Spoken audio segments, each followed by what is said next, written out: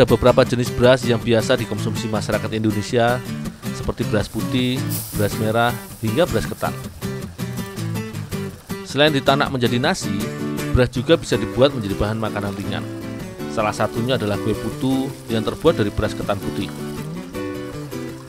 Panganan ini sudah lama menjadi kue yang disukai banyak masyarakat di berbagai daerah, seperti masyarakat di daerah Balingka, Kabupaten Agam, yang telah menjadikan putu sebagai cemilan sejak tahun 70-an. Bahan utama berupa beras ketan putih dicuci terlebih dahulu untuk menghilangkan debu dan sisa kotoran akibat proses penggilingan. Beras pulut ini nantinya akan dijadikan tepung sebagai bahan utama pembuatan putu Balingka.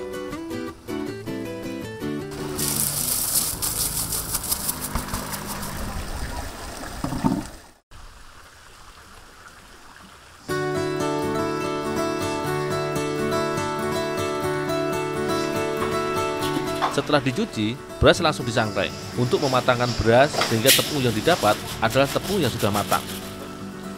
Penyangraian atau marandang dalam bahasa Minang ini juga bertujuan mempermudah proses penggilingan beras menjadi tepung, di mana saat bulir beras dalam keadaan panas, maka tekstur berasnya akan melunak hingga mudah untuk dihaluskan.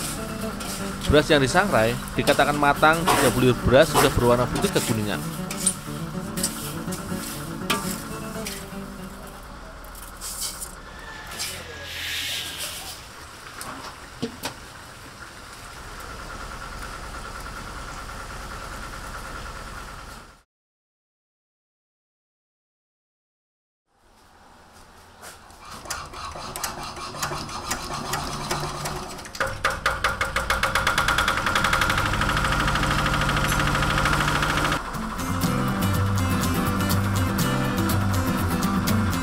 Setiap harinya, tempat pembuatan putu dengan merek BM ini menggiling sekitar 75 liter beras pulut. Untuk mengolah bahan baku sebanyak itu, maka aku menggunakan mesin untuk menggiling beras pulutnya. Mesin ini dapat meringankan kerja sekaligus mempercepat proses penggilingan. Semua tepung ini nantinya akan dibuat menjadi 1000 buah kue putu beragam bentuk.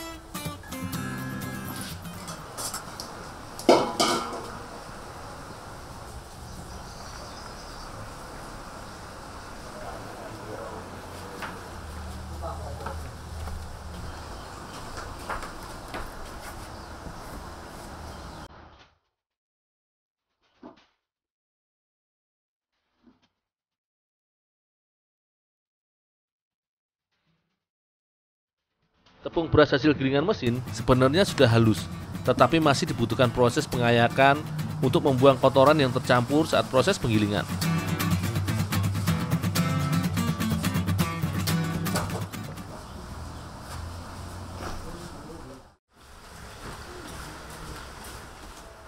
Dalam sehari, Ibu Eni dibantu beberapa karyawan untuk membuat kue putu beragam bentuk dan ukuran.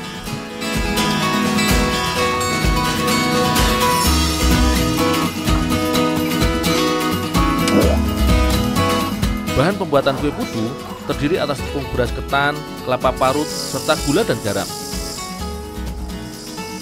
Dalam sehari, Ibu Eni membutuhkan sekitar 250 butir kelapa yang akan dicampur dengan tepung beras ketan. Kelapa-kelapa yang digunakan adalah kelapa yang tidak terlalu tua atau terlalu muda, agar rasa putu yang dihasilkan masih gurih dan manis. Untuk memarut ratusan butir kelapa, tentu saja menggunakan mesin parut. Ini sangat membantu sekali.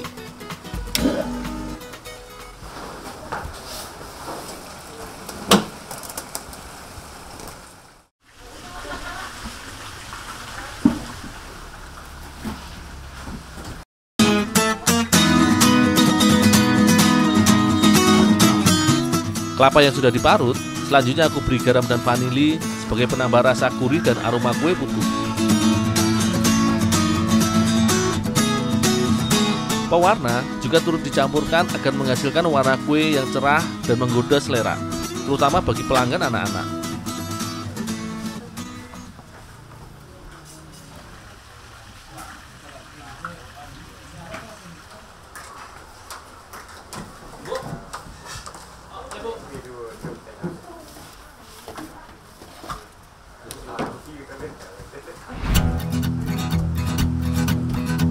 Adonan kue putu dibuat dengan mencampurkan semua bahan di dalam baskom besar.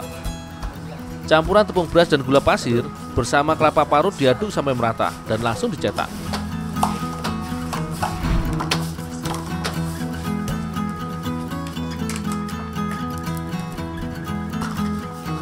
Ada 3 macam cetakan putu yang biasa digunakan Ibu Eni.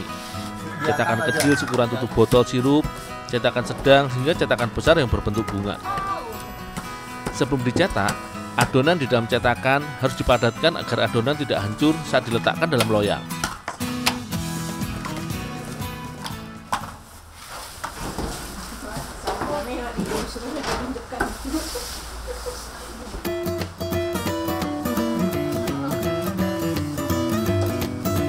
Adonan putu yang sudah dicetak selanjutnya di oven selama 40 menit. Ada sekitar 5 rak loyang di dalam oven setinggi 1,7 meter ini. Pemanggang yang terbuat dari semen ini masih terbilang tradisional. Bahan bakarnya berupa batok kelapa. Oven manual ini mengalirkan panas yang tidak merata untuk setiap rak loyang penggangannya. Untuk itulah loyang diletakkan secara bergilir pada oven untuk meratakan panas yang akan mematangkan semua kue. Sekitar 40 menit, kue putu BM akan matang dan siap diangkat dari dalam loyang.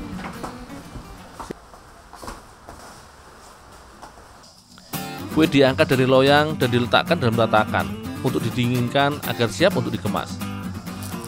Setiap kue putu Balingka dikemas dalam plastik-plastik kecil dan dipak ke dalam ukuran yang lebih besar. Harga jualnya cukup murah. Untuk satu pak yang berisi 8 kue putu Balingka dijual dengan harga Rp4.000 sampai Rp10.000, tergantung ukuran kuenya. Rasa gurih kelapa berpadu dengan tepung ketan dan gula sangat cocok untuk dinikmati bersama minuman hangat.